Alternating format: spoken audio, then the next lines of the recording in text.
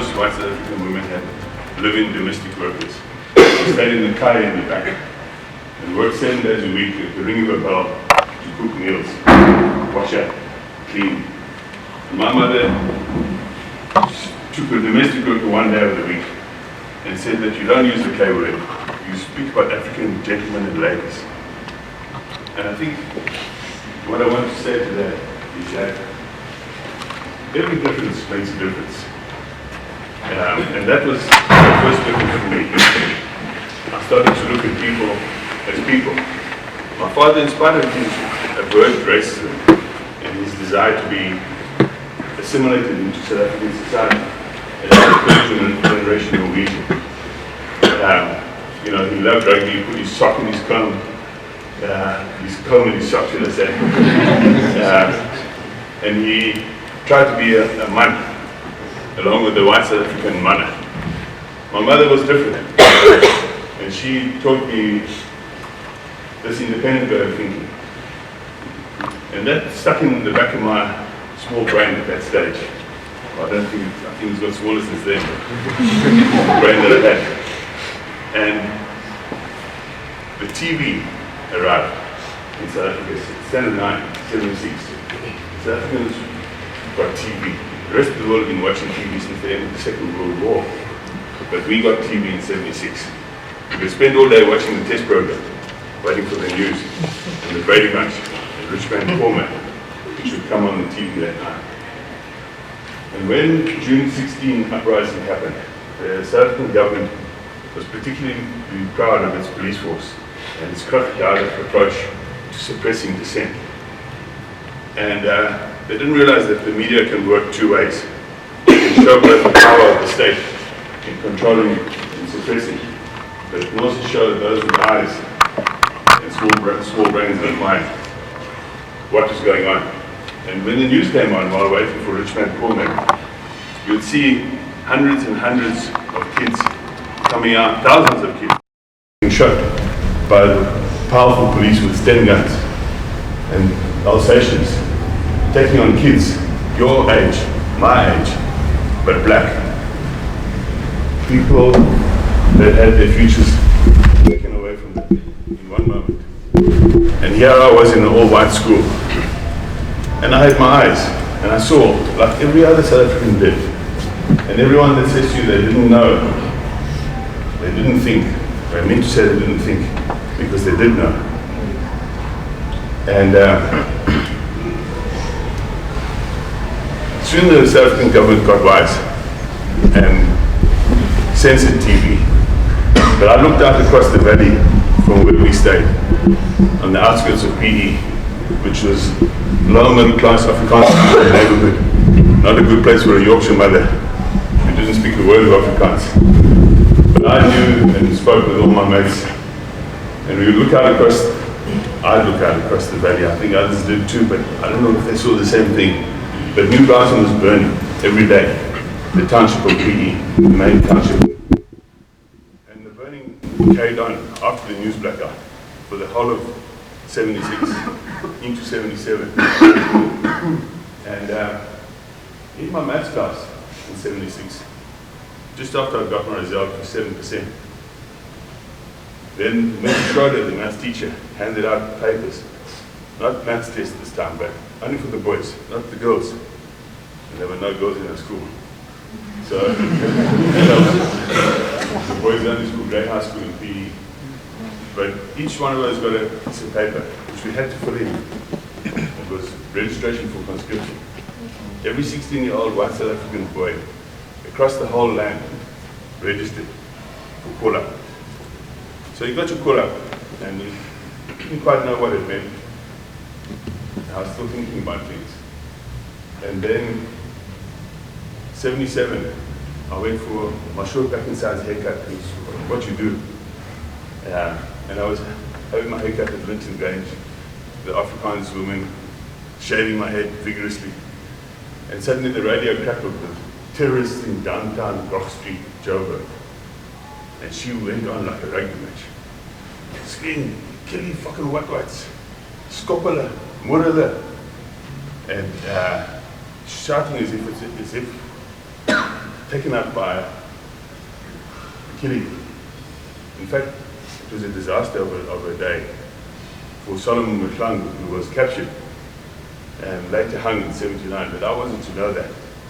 But what I did notice was that there were South Africans who were different from me, who were being killed in the streets of Joburg, who had, as it turned out, had left in '76 and come back in '77 as soldiers of Mkhonto Sizwe. But the details were unclear at that stage. All that I knew was that terrorists were being killed, and the Sunday Times would show the most gruesome pictures of corpses, which is what their speciality was in those days.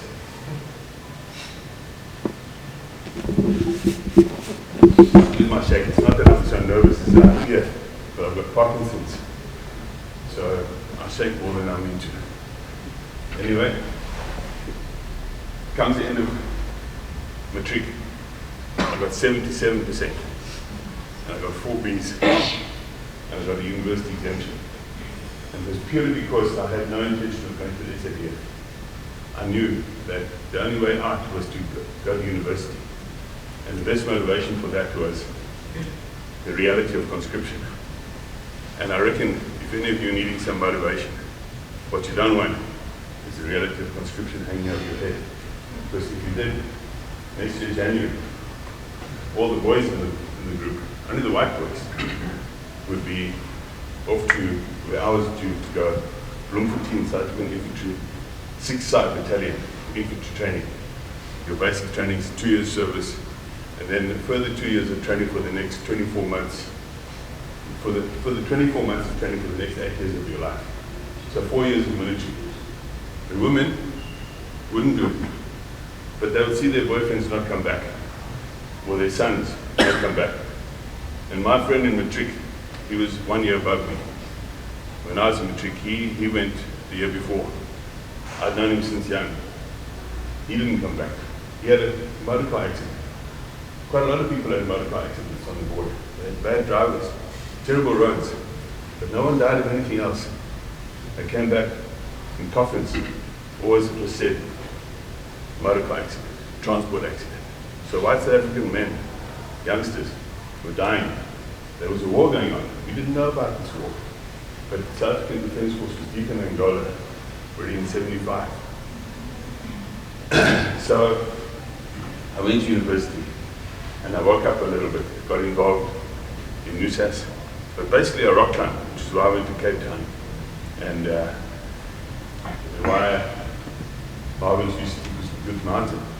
But another one of my friends, Mark McKiffin, he was probably the best climber in those days in South Africa. He went to the Parabats in a false attempt to prove his manhood. Why? Poor decision. He never climbed again. He lost his nerves. Couldn't control even his bile actions when he came back after what he'd seen in the attempt to become a man. So, yeah, I got politicized. And then some of my friends went to Namibia and Zimbabwe in 1980. And they met members of the ANC. We said to them, look, if you want to do something useful, don't try to save the workers. Don't think you can do what you can't do. Don't work on the townships. Work amongst your own community. Work around the military issue. Because the military issue is the only place where black people feel pain, feel the pain of apartheid. For the rest of the time, apartheid is good life. It's bright place, sunny skies, Chevrolet, or so it goes, something quite like that. And no one gives a damn about anyone else, because why bother? Except when your friends don't come back, when your son doesn't come back, when your husband doesn't come back. So the military is the point of pain. So if you want to mobilize South Africans, mobilize around the military. Now at that time, Brett Myrdal, the NUSAS president, very articulate intellectual, argued that as NUSAS president, he was so important to the struggle and to the education of COSAS and ZASO, that he should be allowed to go into the SADF and do his national service so he wouldn't be lost in exile. And that kind of arrogance amongst white people is still a feature of some white people today. And that was the leader of NUSAS, saying that white people are so special, they need to be exempted from, they need to be allowed to go to the SACP so that they can stay in the country and pass on their skills to the revolution. Clearly it was hogwash. But it caused a very vicious debate within NUSAS. And the security police, the informers amongst the student movement, took advantage of this debate. And they positioned themselves as agents provocateurs. And the debate became divisive. But those who weren't involved in the debate, the Christians and the Jehovah's Witnesses, they just got on with it and they refused to fight. They didn't bear arms. They went to detention barracks. They stood on their principles. They didn't have an issue to debate. And we saw this, and we realized if we want to work effectively in the white community around the issue of military, the point of pain, we need to work with the churches. And we started to work with the conscientious objective support groups. People like Robbie Robertson, the Quaker, Non-Violent Action. People like Peter Moll, Anton Eberhard, people that went to detention barracks, were beaten and tortured for the year. No one knew about this. But they didn't do national service. They stood by their own conscience. And meantime, the country continued to burn, and people were hung. Terrorists, so-called, were hung. And if you looked and you had your eyes open, you knew the trouble was intensifying. The attacks of the MK were increasing across the country. And I helped my friend Billy Paddock, a Christian, develop an argument called the just war argument, whereby people that are defenseless against an oppressor, in those conditions, they can fight. It's a just war. And it was recognized in Latin America as a philosophy of the church, that in some conditions there is such a thing as a just war.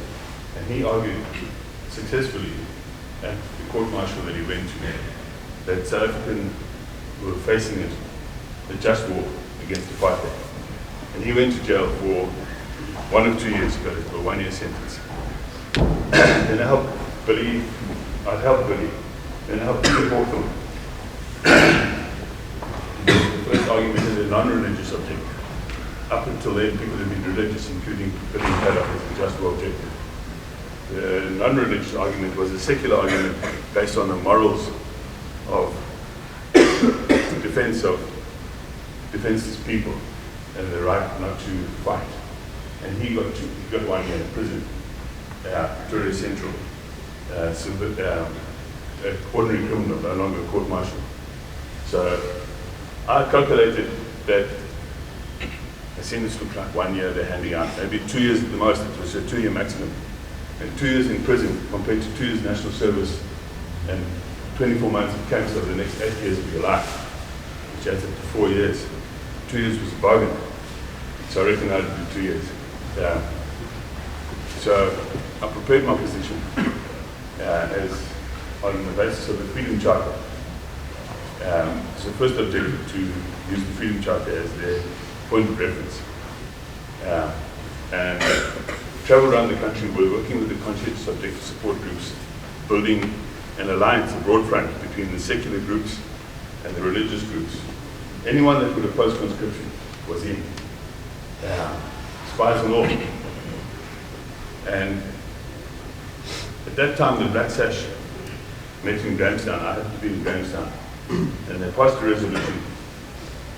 resolution saying the state should no longer conscript people. And that night, I chatted about it with my friend Roland White in the graveyard of Grahamstown, which is one of the good places for talking without being listened to, except by the dead souls.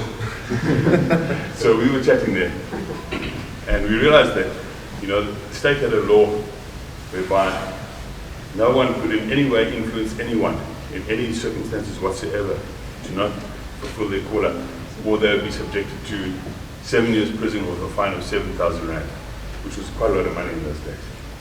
But the 7 years prison was more the worry. So nobody tried to influence anyone to not go to the SADF. But what one could do was call on the state not to call people up, because there was no law against that. So we realized this resolution could turn into a call and could become a campaign. And I came back to Cape Town and spoke with the same friends that we were working in a small circle. And we realized that we could start something called the End Conscription Campaign, and it would be legal. You're not telling people not to go or influencing them. You're calling on the state not to call people out for an unjust law. So that's what happened. And we used my court case pending for September of 1983 as a mobilizing tool. And the trial was going to happen as a court martial, and before they proposed it, he said, I refused to go to the July call-up on September the 8th. And some 10,000 court records were printed and prepared, ready for distribution, secretly distributed around the country. So that on the Tuesday, once the court martial took place, once your statement is on record, it's a court record, and it can be distributed.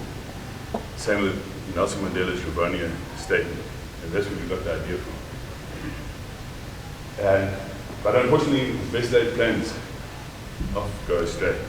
And on Friday, the state changed by government gazette the sentence from 2 to 6 years. The trial was to be on Tuesday. So it was over. They said I'd be allowed to benefit from the new provisions. The new provisions were only available for religious people. And at that stage, I was not religious. I'm not religious now either, but I acknowledge the spirit and acknowledge the great power. And that's what we lost as people. We realized that they're with you. And I realized that the spirit is. Anyway, go back to the point. I had nothing to do. I prepared to go to prison for 2 years. I'd given up smoking, done yoga, had my last meal, had the last hamburger. Now, what to do next? I went surfing for 3 weeks, and I just forgot about everything. I tried to, in fact, it worked at Seal Point. And I had no idea what to do. I got back to Cape Town, and I got a message from the ANC that they wanted to see me. Could I come to Zimbabwe? So I hitched up to Joburg, took a flight from Joburg Airport, obviously airport.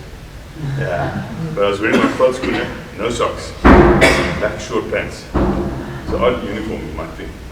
But Rhodesians at that time wore that uniform. And that was a good way of not looking like you're up for trouble. Looked like you're a regular roadie who was up for a piss-up.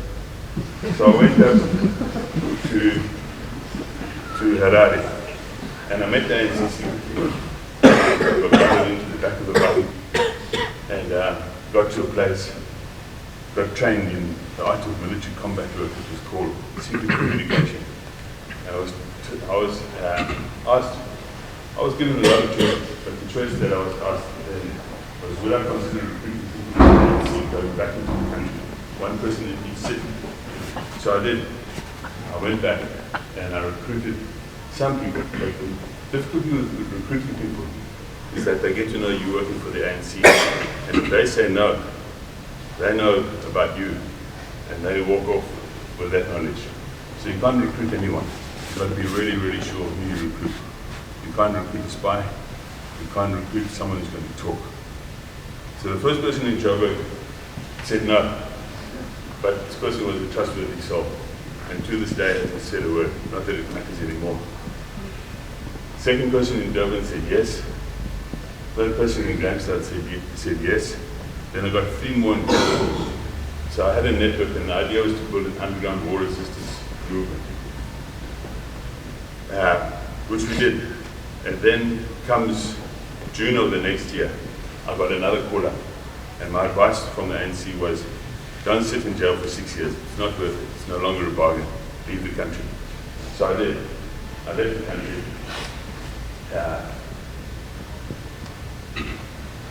And it was not a great moment, leaving South Africa. When I got to Beitbridge on the train, I felt like I've done something really crazy. I didn't know when I'd ever go back, if I'd ever go back. But the red soil of Africa, which you don't get in Cape Town, was quite something else. And I knew, okay, now I'm in Zimbabwe. And I'd been taught physics and chemistry at the college for the remainder of the year. And in January the next year, I'd been asked, would I be prepared to join MK? And 84 was the year of the combatant. Every patriotic combatant, every combatant a patriot. And I thought, I saw quite a lot of the white ANC members were a bit busy and a bit involved with this or that. But most of the black ANC members were joining MK. At least that's what I thought at that time. Only now do I discover that many of the elite in government didn't join MK, they went for training. Not at the military camp, but at the London School of Economics, we got the job as a minister later. But at that stage I didn't know that. And I thought I would do what everybody else does. So I said, yes, of course, I'll do that. So I was sitting at a party on Friday night in January, and I get a tap on my shoulder. He says to me, you're going on Monday. So I went back. I'd read the makers, John Fowles, and I decided that I'd base my story on teaching A-level students in Greece. That's where I'd been. So I wrote these letters back to South Africa, to my family, and to my friends, and to people that I knew the security police would intercept the letters there too. And I wrote from Friday to Monday morning, 48 hours, non-stop, only about 10 letters, but well crafted to different people, based on the holiday I was experiencing while teaching A-level students in Greece. And these were to be dispatched at appointed times from Greece by the Communist Party in Greece while I was in GDI. I didn't know I was going to do GDI, I didn't know where I was going. So I went off to Lusaka, got met somebody I knew from South Africa. I was trying to be incognito, and I saw this guy, Mziku Malo, and he said, hey, Brett. I didn't want to greet him because I thought, how can you even know that I'm here? Where's the security? And he's dead now. He got killed. But yeah, I got to Angola and spent 3 weeks there, and I met a guy called Comrade Moscow. I met a woman called Marion Spark as well. I didn't know what she would do later. But I'm sure you've heard of her. But Comrade Moscow was a fine guy, and he taught me, first got me to stop smoking, took me for a run twice a day, played chess the rest of the day on the beach in Luanda, played chess in the sun. There was one wave, I caught it. It was going well. It's a very flat ocean, Luanda. And then off to GDI. And GDI was minus 14. And I was driving with another comrade, black guy, dark black guy, who wouldn't talk to me because I'm Mlungu. And he wouldn't tell me his name. He knew I was a spy. I had it written over my head. So we get to this place called The Object, and no other name. I later worked out it's a building near New Brandenburg in East Germany. And we got trained for 6 months in tactics, how to move across the rough terrain, weaponry, which is called firearms, engineering, which is how to calculate the amount of charge to bring down a pylon or a bridge or a dam or a house, using plastics or electrics, fire cord, physical training, politics, lots of politics. 6 courses. Engineering, I mentioned that. Topography, how to do map work, how to be able to bury something so that somebody else can find it from your map, somebody who's never been to that area.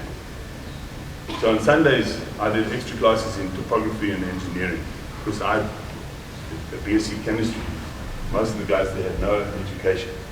So we did our maths, and we trained, and we took it seriously. There was a high degree of camaraderie.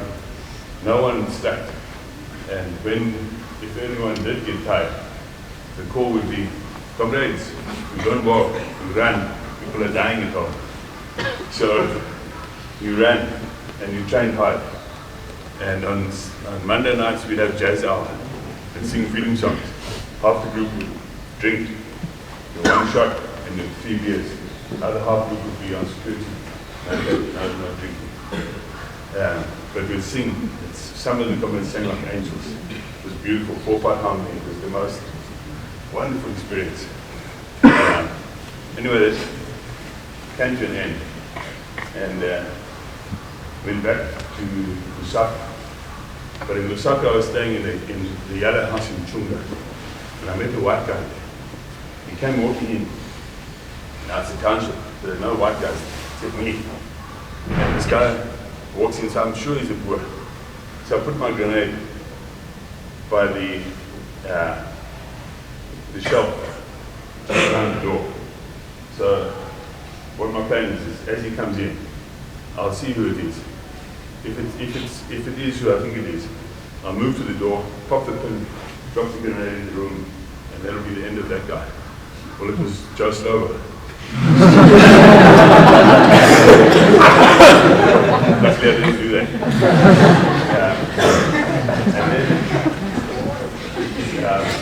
And then he stayed in the house next door for too long. I wanted to get back to Zimbabwe. My letters had run out. You know, my story of being away was exhausted. I should be back now. And I was given tasks which, by John Modisi woke me up that night, one night, 3 in the morning. We had live rounds, 8 days under our bed. Because it was said that the Yellow House, anyone that was looking for South Africans, was told, go to the Yellow House in True, the one in the corner. And there was no fear amongst the MK in that house. They wanted engagement. But luckily for me, engagement didn't come. But instead I was given an order, which I couldn't do. I don't want to tell you what the order was. But I knew I wouldn't do it. And I realized then that to be a good soldier, you first account to yourself. And a good soldier knows when to defy orders. And so I said to him, yes, I would do it. But I knew I could not do what he asked me to do. And so this hung over my head. Finally, September that year, I got back, and my 3-month story of being in Greece was stretched a little bit. I got back to Zimbabwe, and I persuaded my friends how wonderful Greece was. Family came to see me at some stage. I told them what a great time I had. In fact, that's right, my family had made their first trip to Europe ever. And they'd gone to Greece to find me. But that part didn't work out.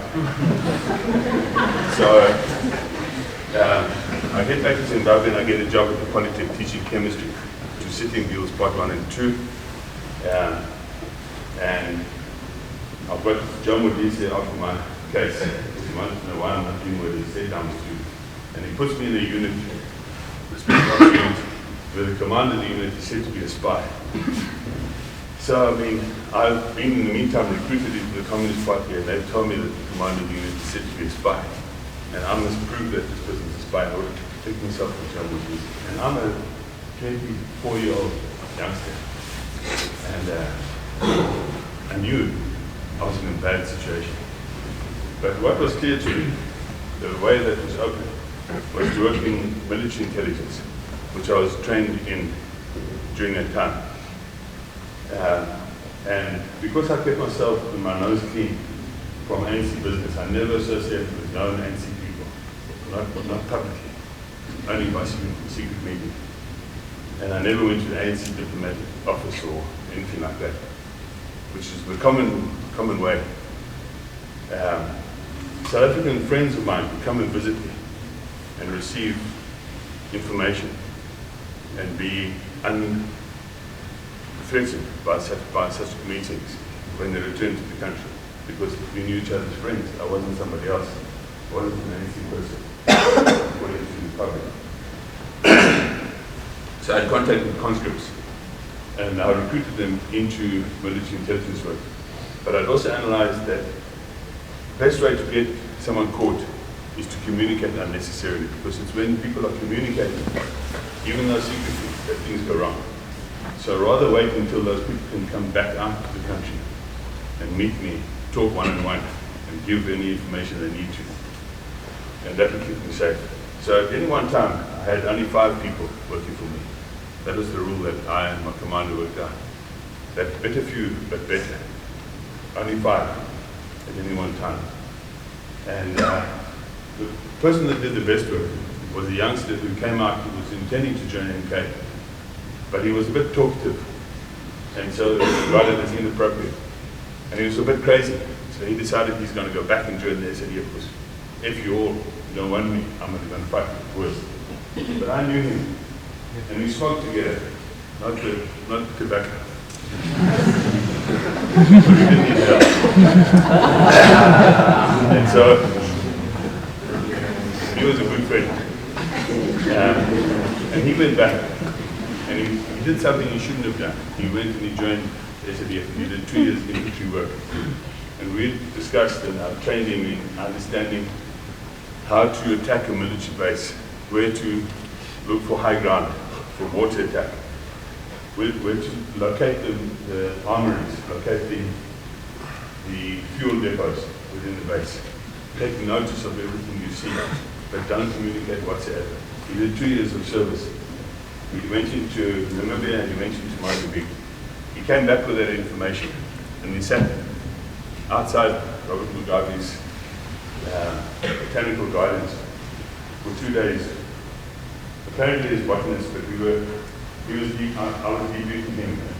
Then I put together the maps of 4 or 5 or 6 bases that he'd been in South Africa, of where the high points were for mortar attacks, where the armory, the fuel depots were, how people were trained, and I put it into walking quality 1 in 50,000 because geography was my speciality. And when I gave this information to Chris Hine, he said that this was the best information that we received in terms of inside information of how to attack weak points in SADF bases. And with more like this, we could repeat what had happened with the 4th of attack. And then I had a friend who worked in South African Air Freight Services as a pilot, and he brought out maps, again without communication. He brought the maps and he took it back. He took the same maps back, and copied them. And he explained how Samora Machel had been killed. He confirmed what the Russians had said, whereby the radar beacon at Nelson had been shifted. And instead of tree beacons up on geodesic maps for air control, they use radar beacons. And if you move the radar beacon, it's like moving a mountain. You don't know the flight path of the pilots is shifted. They get information from a radar beacon in the wrong place. So he gave that information. I had another friend who was an officer in Oudtshoorn who gave information about the officer training course in Oudtshoorn. And had conscripts who were able to send postcards to the number BE145. It was the postcard number that I was first trained in, I'll never forget it, as to when they were called up, where they were going. And so we could monitor the positions of call-ups. And generally speaking, in intelligence, there's 2 types of things. One is gathering, the other is analyzing. I didn't do analyzing, I did gathering with people that were in some way associated with the SADF. Women also played a very important role. 2 women set up a social issues group amongst matrics. I won't say where, in order to identify young people, young potential recruits to the ANC, who could go to the SADF willingly, consciously, and knowingly to become spies against the SADF, rather than go to university and get involved with NUSAS and blow their cover. So, because then obviously if you came from NUSAS background into the SADF, you are known. You wouldn't get access to good information. So those are the sort of things. I guess I'm coming to the end of the time. And then in '89, what is the time? Quarter two. '89, I went to Moscow for 3 months of training. And it was interesting training because I was trained by people that had spent their lives in the Western world as spies, and now had come home and been working in the Institute for Insurrectionary Warfare. And I thought, yo, this is bad. You know, all I am is a surfer and a rock climber. What am I doing in this place? But at the same time, you know, you live with these extreme contradictions. And that is 89. And they said to us, there's going to be a negotiated solution. And we couldn't believe it. At that stage, I was a commander of 5 people. Because I'd gone there as commissar, but the commander had got sick or moved to a hospital. I don't know what happened. And then, of course, 2nd February 1990, I was at the Polytech teaching chemistry, come down for a cup of chai, and everything's normal. Sadza muriwo, which is your sadza and vegetables, going to be my lunch. And somebody says to me, the ANC and the Communist Party have been unbanned. I said, don't talk rubbish. And they said, no, it's on the news. I said, don't talk rubbish. And then eventually, you know, at 10 o'clock, next Friday, I think it was, well, I'm not sure what that was, but that was a Friday. The next, the 11th of February, my people was released. And the miracle happened. And the dream came true. That what John Slovo always said, when we asked him how long it's going to take before we can go back, he said it's going to be 5 years. He said that whatever year you asked him, he said 5 years. So, of course, when you asked him in 85, he was right. 90 to go back. So I waited a while still. I went to a conference in exposed myself as an ANC person, and went to a conference which was SADF, Transcar Defence Force, Vendor Defence Force, Buddhist-funded Defence Force, MK. Talking about integrating a new Defence Force. And then met interesting people. Didn't kill them. No, I'm joking, because there is the saying that during the army, see the world, meet interesting people that kill them. I remember that all the time, just to go out of my head. But I'll get to the end now. August was ceasefire, and I went back as fast as I could. And I registered for a town planning degree, and it was the first time I still was scared. There was security police following me. I put down a deposit on a CZ 9mm, because for the previous 5 years I'd always had a 9mm within reach, wrapped in a kukoi, in my jacket pocket, my motorbike jacket, or in my bag when I was actually, or under my bed when I was sleeping. And then I realized, no, I don't need to do this. I don't need to do this anymore. It's a free, peaceful South Africa. The dream has come true. We can make of it what we want. And so I was asked to keep going, because the ANC knew that things were not guaranteed. But for me, I was spent. I realized I lived 2 lives in one life. And I wanted to go surfing. I wanted to go rock climbing. And I wanted to do peaceful stuff. So I did do that, exactly that.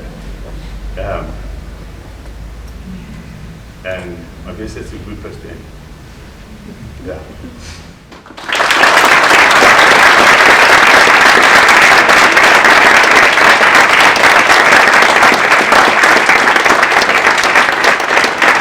We have about 10 minutes if there are any questions. Sure.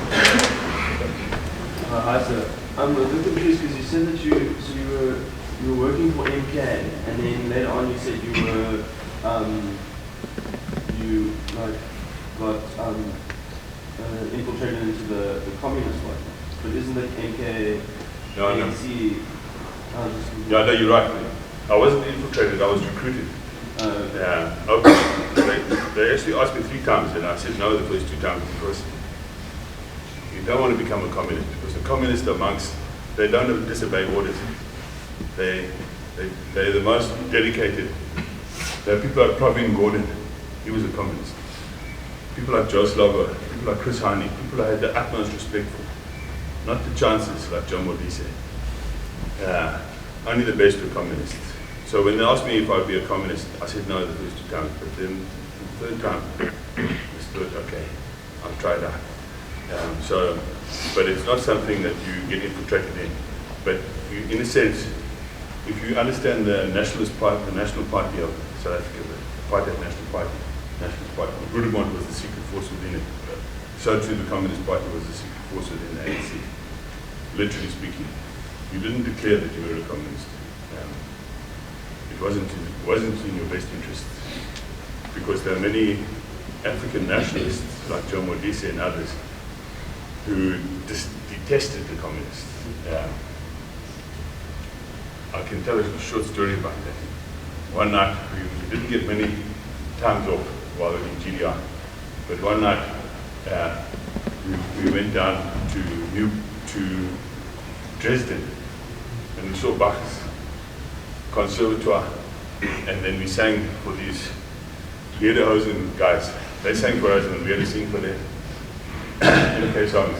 And then that night I was sitting in my pajamas watching West German TV. And our commander came in and said, and he screamed at me, how could we be in pajamas and not in military uniform? How could we be watching West German TV? And I was at this, that, and the other communist. And he hated me for that. Yeah. I wanted to ask if you ever had any doubts or were you ever kind of confused about fighting for the right side? I knew I was on the right side. I knew that unquestionably throughout the whole time. No doubts, and today with no regrets, and I will do the same thing again.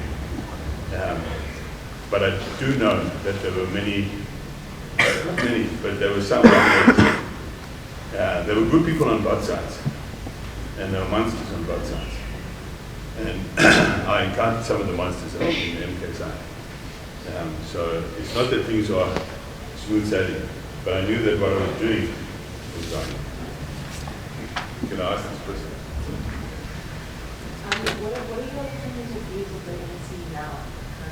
Yeah, the ANC, I think any liberation movement has its high point, and then it's a downward movement. And we've seen that. The best days in Zimbabwe were the 80s, and it's been down since then. The best days in South Africa were the 90s, and it's been down since then. And the ANC needs opposition. It's no longer got a credible leader. It used to have, as you know, the most credible leader you could get up there with any international. So it had a high moral ground, and it's lost the high moral ground. And I think that it needs opposition now to keep it on its toes. And yeah, so I don't have a high opinion of the ANC now. I personally, I would like to see the ANC get back to its glory days, but that's because I have such strong associations with it, but I don't think it will. Some of us. Yeah. How difficult did you find it to integrate yourself back into normal society after having done all your stuff?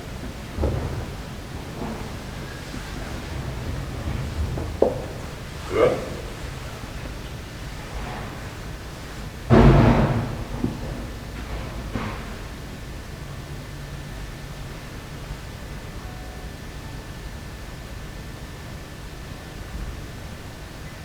Yeah, honestly. Fine.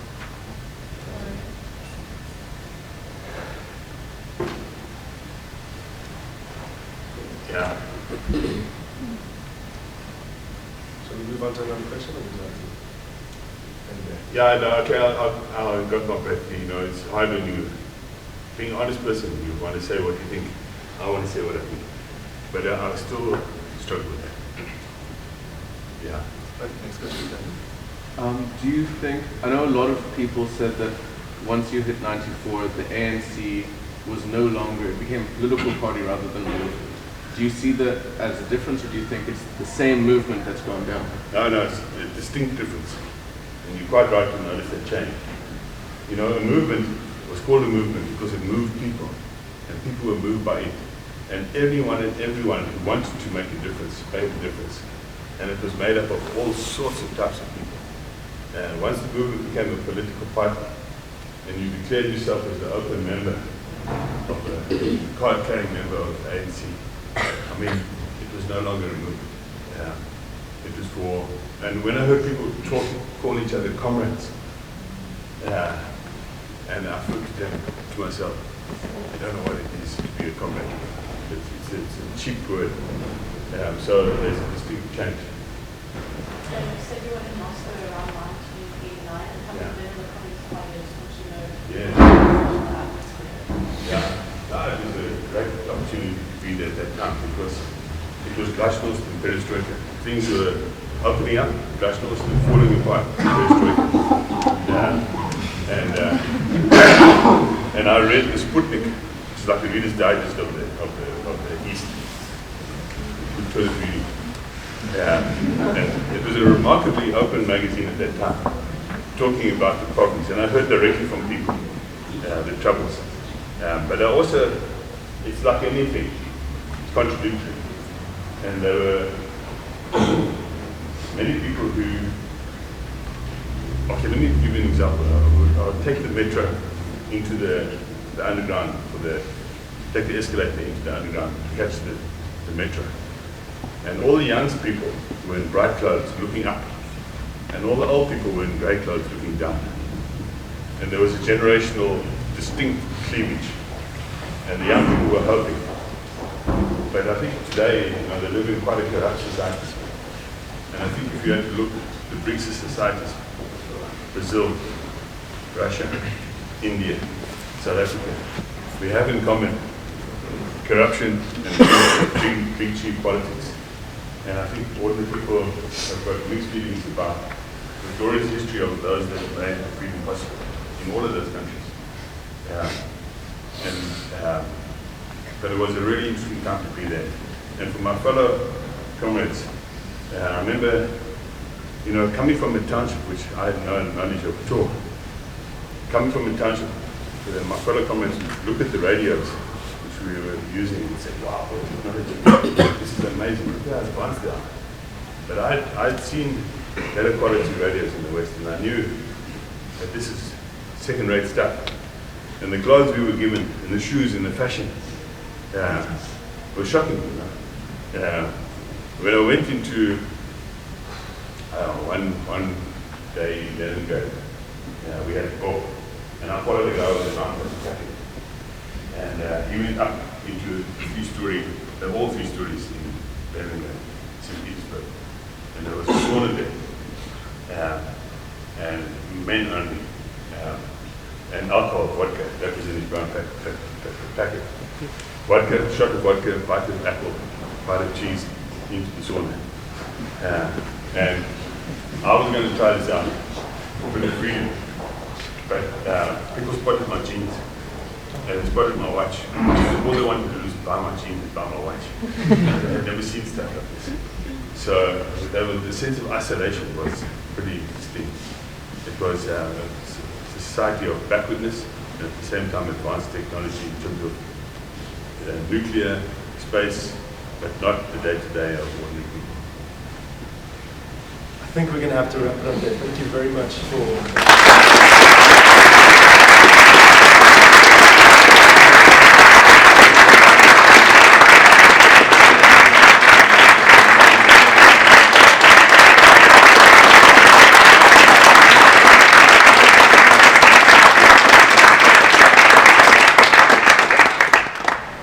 Brett, thanks very much in terms of sharing your experiences, letting all of our history students get a taste and understanding of the period of change.